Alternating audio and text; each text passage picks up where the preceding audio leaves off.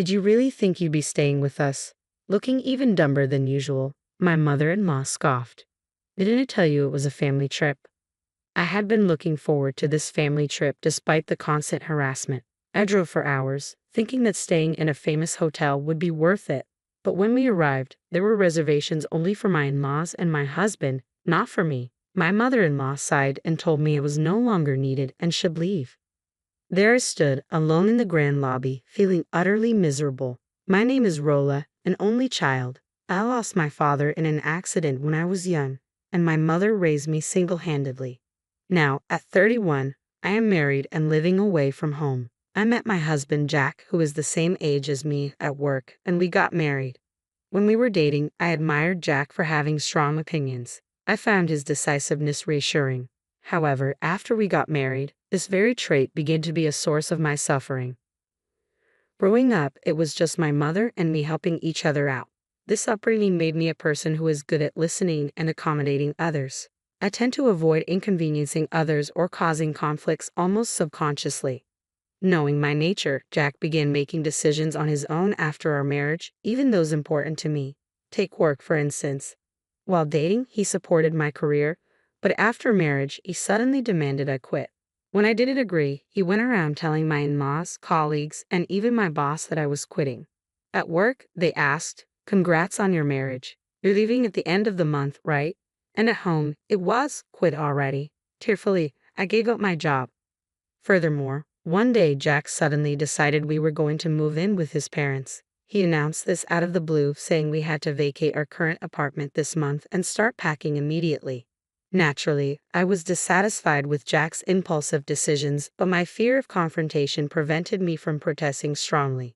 Being newly married, I felt my self-esteem erode every time Jack said, "I made the decision because you didn't." After moving in, even my in-laws began to oppress me. I found myself living in a world full of adversaries, following their orders like a puppet. My compliance led to increasingly worse treatment, and the harassment at my in-laws' house quickly escalated. I couldn't stand such a life. Within a few months of moving in, I told Jack I wanted a divorce and planned to return to my parents. Jack shook his head and mocked me. "Do you realize how hard it is to raise a child alone? Your mom gave up her time and love to raise you, and now you want to come back so soon after getting married? Imagine her despair. Well, if you don't care about her suffering, I won't stop you." He left, ending the conversation and leaving me unable to respond. Oh, I pondered Jack's words. In fact, my mother had recently started dating someone and was considering marriage. Now that I was married, she could finally focus on her own happiness. I couldn't disturb that, telling myself it would be fine as long as I endured. I put up with the treatment at my in-laws for about a year. Then one day, Tom suggested we go on a family trip. This was my first trip since getting married, but considering how I'd been treated so far, I expected to be used for chores like carrying luggage and souvenirs. However, the thought of eating a meal prepared by someone else made me a bit excited. At my in-laws, I was always left behind to look after the house while the three of them dined out. Maybe I could enjoy a long, warm bath at the hotel, I thought, as I listened to the three of them excitedly discussing which hotel to choose. I made my choice with a small glimmer of hope in my heart. On the day of the trip, I was naturally assigned to be the driver. It was fine by itself, but Jack and Tom, despite having licenses, didn't offer to take turns, leaving me to drive the long journey alone. Our breaks on the way were rushed to fit their schedule, and by the time we arrived at the hotel, I was exhausted, barely managing to pull Mary's large suitcase inside. The hotel, being luxurious, shone with its beautiful interior and soft lighting. I took a deep breath, soothed by the elegant fragrance enveloping the lobby, looking forward to the extraordinary time I was about to spend. Having held a steering wheel for hours, my eyes were tired, and my back and legs ached considerably. I wanted to quickly get to my room and stretch out without anyone watching, but I knew they would probably drag me out for sightseeing, disregarding my exhaustion just using me as a porter. I moved quietly, careful not to be noticed by Mary, who was busy taking photos of the paintings and flowers in the lobby. As I waited, Mary happily snapped pictures here and there. Jack, apparently done with checking in, called her over with a gesture. Tom, standing next to Jack and proud of his hotel choice, was smiling in a way I had never seen before. I hurried over to them, pulling Mary's suitcase, thinking it would be nice if the three of them stayed in a good mood during the trip. When I reached the counter, Mary took the suitcase, saying, "That's enough." What followed next was unbelievable. "You can go back now, but be here around 10 o'clock a.m. the day after tomorrow," Mary said. "Excuse me," I replied, confused. I stared back at Mary, dumbfounded. She burst out laughing, looking even dumber than usual. "Did you really think you'd be staying with us? Didn't I tell you it was a family trip?" As I stood there, unable to articulate my confusion, Tom and Jack, who had started walking a few steps ahead, turned back.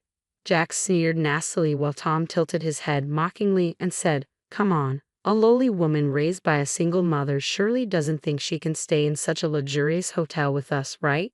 You should be grateful just for being allowed into the lobby.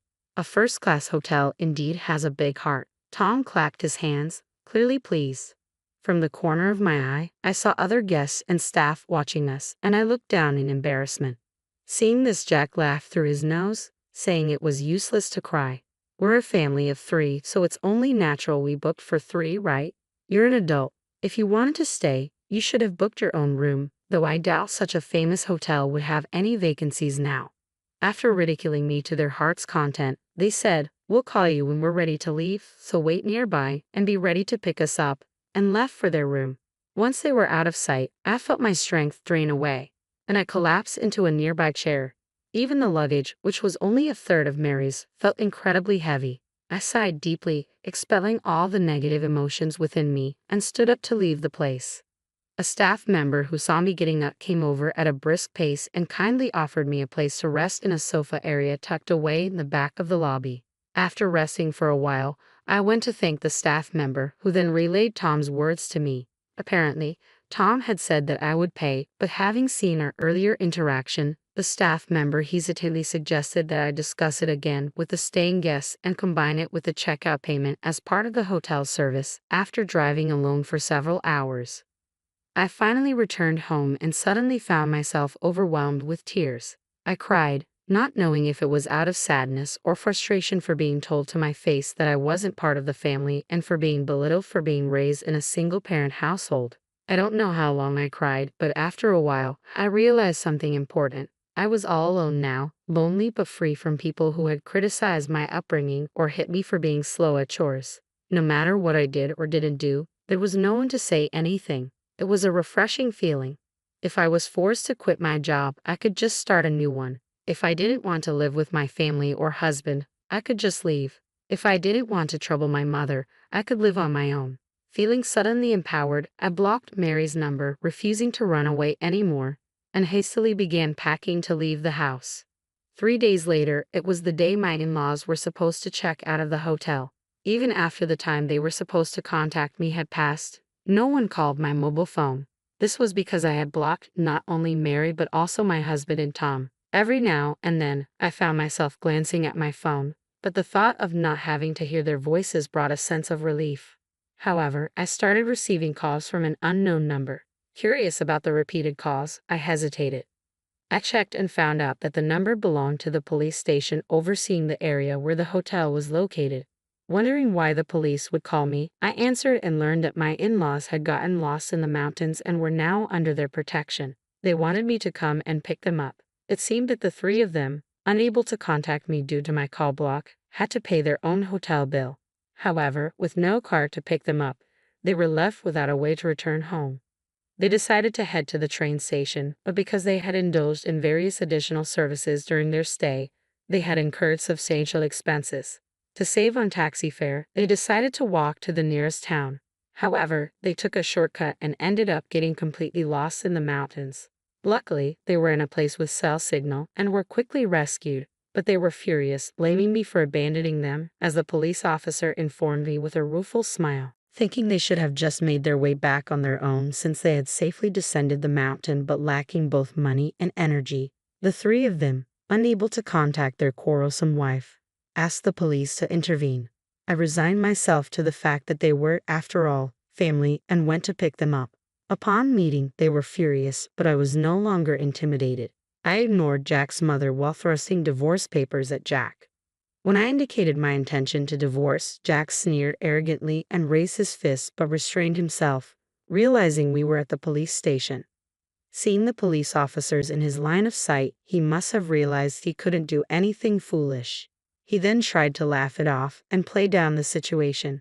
"Just kidding. Are you still angry about the other day? She really holds a grudge, you know," he said. The officer present started persuading me to reconsider the divorce, but I was firm in my decision and declared that I would leave them there if Jack did not sign the divorce papers. Reluctantly, he signed. As we left the police station, I found myself surrounded by Jack and the others. "How dare you, as his wife? Not only did you not come to pick us up, but you also didn't pay for the hotel. Who do you think provided you with a life of food, clothing, and shelter?" Mary fumed, demanding I put her suitcase in the car. I used to shrink under their accusations, but now I knew I didn't have to. "You just signed the divorce papers, right? So we're strangers now. I have no obligation to help you," I said firmly. Jack lunged at me in anger, but my mother intervened. When I left home, I hadn't told her why I needed to stay for one night, but she became concerned because of my many belongings, and I ended up telling her everything. My mother scolded me for not speaking up sooner, cried with happiness that I had returned, and commended my endurance and courage for choosing divorce. The in-laws, surprised by my mother's presence, openly questioned why she was there. My mother boldly replied that she came to see the people who had made her daughter suffer. But Jack and his family looked down on my mother as they had on me, only laughing mockingly. They even began demanding compensation from me. "You left us in a remote hotel, knowing we'd be in trouble. The worst part is on you. We were humiliated," they said. But I stood my ground, resolute in my newfound strength and freedom. "We were humiliated and suffered losses, so we'll demand proper compensation. I thought you might be a woman of low character to be abandoned by your husband, but now I see it's because of your attitude. It's your mother's fault for raising you this way. You both are responsible and will pay," Mary said, directly insulting my mother. Furious at Mary for insulting my mother, I was about to step towards her, but my mother held me back by the shoulder and responded to Mary with a smile. "You should remember that my husband died, but I suppose someone who expects their daughter to pick them up after such behavior wouldn't remember. Sorry, I misunderstood you. My husband passed away in a traffic accident," my mother replied in a low, firm voice I had never heard before. Startled by my mother's assertiveness and realizing they were being mocked, Jack's face turned red with anger and he almost attacked her. Then a man rushed over to the scene. My mother's new husband, my new father, whom she had married last month. Without paying any attention to Jack and the others, he calmly said, "Now that she's divorced, she's a stranger to you, so let's go home," and urged my mother and me to get into the car. His appearance agitated the in-laws, especially Jack, who was stunned and in disbelief. It made sense as Jack knew my mother's new husband. He was the manager of a company that placed large orders with Jack's workplace every month. Jack, as the contact person, visited his company twice a month, so they had met several times a year. "So, you were my daughter's husband," he said, clearly recognizing Jack as an enemy to his daughter. Jack, realizing he was recognized, tried to laugh it off and started apologizing to my mother, but my father ignored him. He smiled only at my mother and me, urging us to get into the car before quickly driving away. On the way home, my father spoke to my mother. "That was unpleasant, wasn't it?" He apologized to us, but not to our daughter, he said. I realized then that Jack hadn't even said sorry to me. Since then, Jack has been contacting me repeatedly, begging for reconciliation and apologizing. Apparently, my father's company had stopped doing business with Jack's company. Blamed for losing an important client and isolated at work, Jack was at risk of having to resign. He insisted it was all my fault and that I should apologize to renew the business relationship. But my father had never mentioned the business deal, not from the beginning to the end. He had not stopped a deal because of the issues between me and my in-laws. Jack blames me, but he had brought this result upon himself. When Jack visited my father's company to apologize, he begged the contact person to call my father to the scene and then apologized there. Jack, under the misconception that I had influenced my father to stop the business dealings, desperately pleaded with my father's company's contact person and other employees, begging them not to end the trade. Furthermore, after returning to work, Jack repeatedly made phone calls and visits during work hours, and eventually waited for my father's return home to keep apologizing. Of course, to my father's company, was unclear why they were being apologized to, and it was troublesome. Jack's actions became known among his superiors. Eventually, Jack was removed from his assignment by his boss for his excessive behavior. This was the result of his thinking that I had caused the trade's stoppage and not considering others' inconvenience and his self-preservation. I ignored all of Jack's reconciliation attempts and chose a suitable moment to change my mobile phone number. This allowed me to completely cut off any contact with Jack, who had persistently tried to reach me by changing his address and number. After spending some time at my parents' house, I moved into an apartment nearby to avoid disturbing my newlywed parents and started a new life. Once everything was settled, I demanded compensation through a lawyer for Jack's violent behavior and unfair treatment. Right when Jack had left his job, I swiftly demanded a lump sum payment, which he paid using his recently received severance pay. This left him leading a meager life without a job or severance money. His parents, who were always extravagant with money and had moved in with him hoping for support, found themselves with almost no savings. Thus, the three adults faced a difficult situation. Later, I heard from a former colleague that the business dealings had resumed, and Jack, believing the damage was nullified, demanded to be reinstated at his company. Jack is likely to continue living a challenging life for some time. On the other hand, free from my in-laws, I started a job through my father's introduction.